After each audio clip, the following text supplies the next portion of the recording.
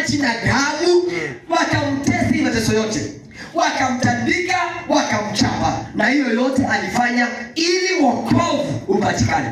Na usikiza, wanarika tuko ndani ya wokovu, lakini tunafanya injili tukanwe.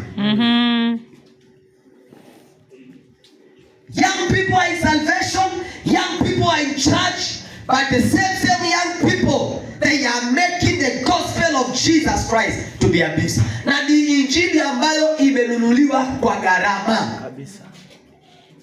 Hii kanisa ambao mnasikia kanisa la Kristo leo, wokovu huko haijapatikana kwa urahisi. Kuna jamaa nilipa gharama.